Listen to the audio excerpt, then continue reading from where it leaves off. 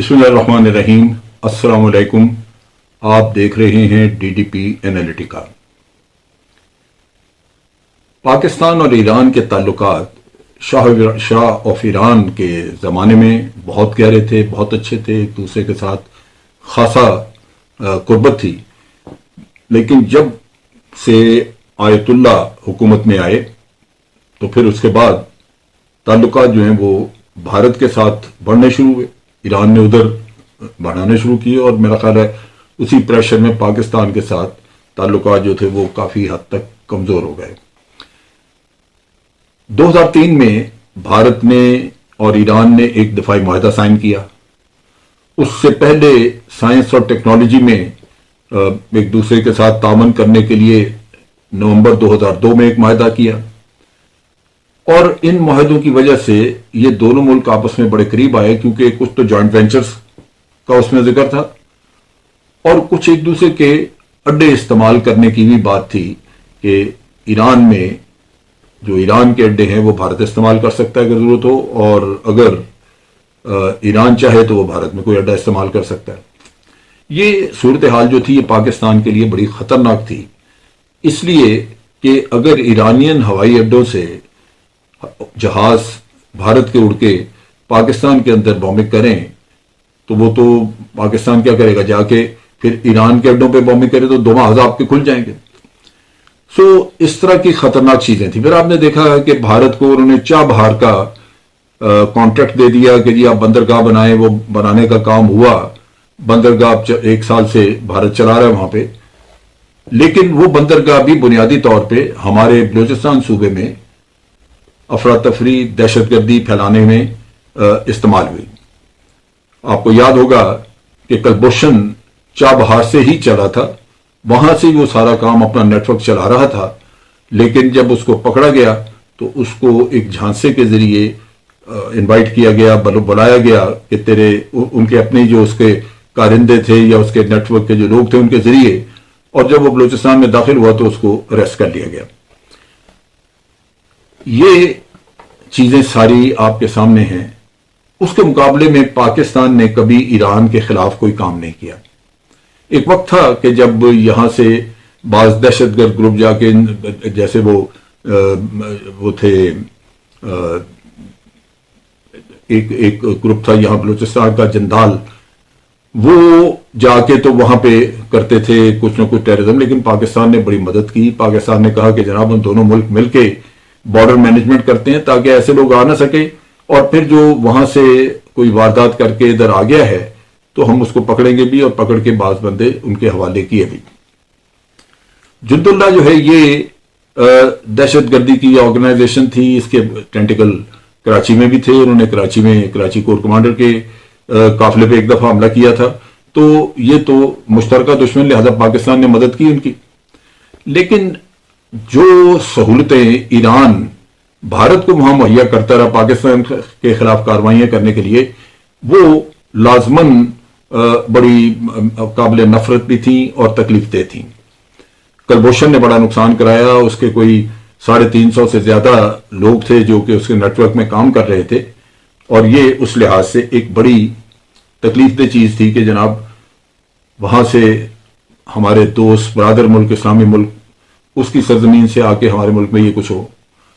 फिर उधर बलोच भी पकड़ा गया था, जब वो पकड़ा गया तो वो भी ईरान में पनाह लेता रहा, यहां से कत्ल गारत करके जब पकड़ने का वक्त आया तो उधर भाग गया। ईरानियों ने वीजा दिया, उनके वीजे पे जाके वो दुबई में बैठा। ये सारी चीजें वो हैं जो कि अगर आप समझें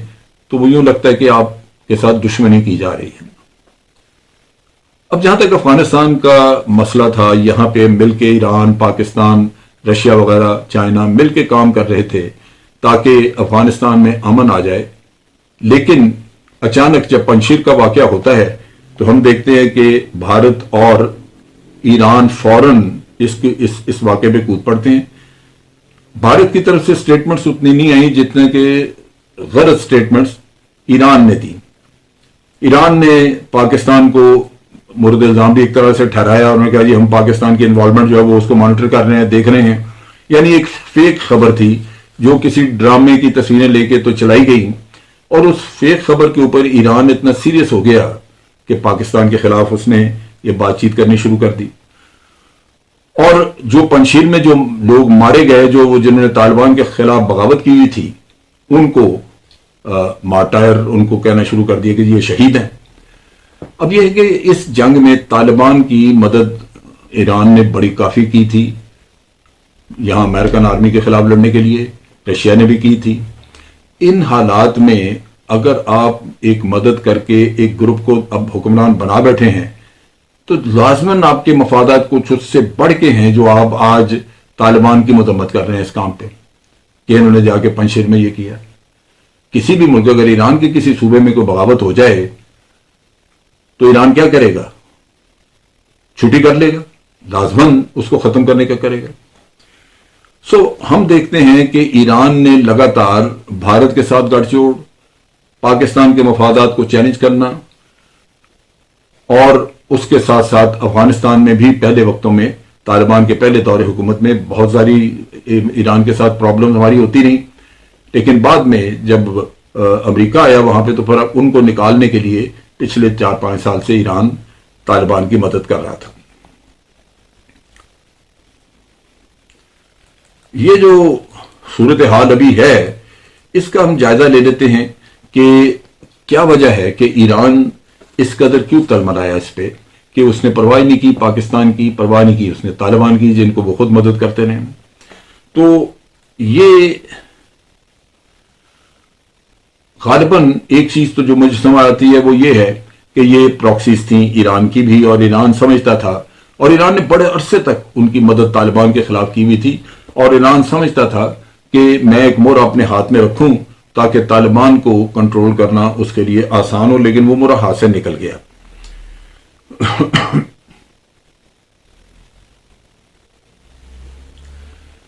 اب طالبان نے ایران کو پیغام بھی دیا کہ ہم آپ کے ساتھ ریلیشن شپ رکھنا چاہتے ہیں، بنانا چاہتے ہیں، ایک دوسرے کے وہ امبیسڈر وغیرہ جو ہے وہ بھیجیں گے، طالبان اپنا امبیسڈر بھیجیں گے.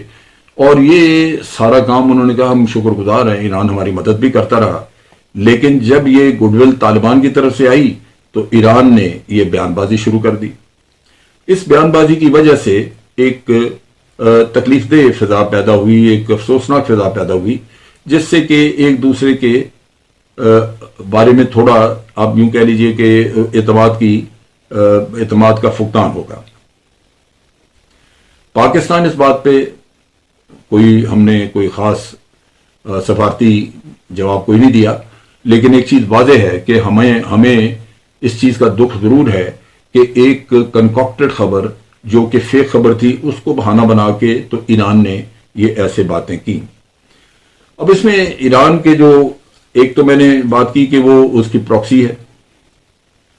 دوسری بات یہ ہے کہ ایران چاہے گا کہ طالبان کی حکومت کے ساتھ وہ لوگ شامل ہو جائیں جن کے اوپر اس کا اثر رسوخ زیادہ ہے، تاکہ بعد میں بھی جو ان کی سیاست ہوتی ہے اس میں ایران اپنے پاؤں رکھے اور اس کی خبر گیری کرتا رہے، اور جو بھی اس کو ضرورت who influence come is come maintain کرے، جس کی وجہ سے ایران کو ایک زیادہ فلیکسیبلٹی رہے افغانستان میں. پھر اب ایران کے اندر اپنے بھی مسائل ہیں، وہاں پہ بہت سارے لوگ ہیں جو سمجھتے ہیں کہ طالبان جو ہیں وہ کل کو شیعہ پاپولیشن کے ساتھ کوئی اچھا سلوک نہیں کریں گے، لہذا وہ چاہتے ہیں کہ شیعہ کے اوپر ان کے طالبان کے اوپر کوئی چیک رکھا جائے. وہ انٹرنل پریشر بھی ان کا تھا، لہذا اس لیے بھی وہ ان کو پال رہے تھے کہ یہ پنشیری جو ہیں یہ کسی وقت پہ کام آئیں گے. تو ڈومیسٹک پالیٹکس جو ہیں اس کا بھی ریزن ہو سکتا ہے. دوسری چیز یہ ہے کہ ایران لازماً چاہے گا کہ جو مائنورٹی گروپ ہیں جس میں تاجک ہیں، ازبک ہیں، ہزارے ہیں، ان کے اوپر وہ اپنا انفلوئنس قائم رکھے، اور وہ مقصد بنیادی یہی کہ آپ طالبان کا توڑ اپنے ہاتھ میں رکھیں. یہاں پہ ایران اپنے چائنا کے ساتھ لنک بھی ڈیولپ کرنا چاہتا ہے جو کہ افغانستان سے گزرے گا، اور اس کے لیے اس کو ضرورت ہوگی کہ وہ جس بھی علاقے سے گزرے وہاں اس کا اپنا انفلوئنس موجود ہو، لہذا یہ تاجکستان کے تھرو بھی جا سکتا ہے، جائے گا. تو اس وجہ سے بھی ایران جو ہے وہ ہو سکتا ہے کہ اس کو خیال ہو جس کی وجہ سے وہ ریئیکٹ کر رہا ہے. لیکن ایک چیز جو بڑی واضح ہوئی، جس کا میں سمجھتا ہوں کہ پاکستان کے خلاف ایران کو لازماً اس سے کچھ نفرت پیدا ہوئی، یا اس کو تکلیف بہت جو پہنچی، وہ یہ کہ جب یہاں پہ اشرف غنی کی حکومت تھی افغانستان میں، تو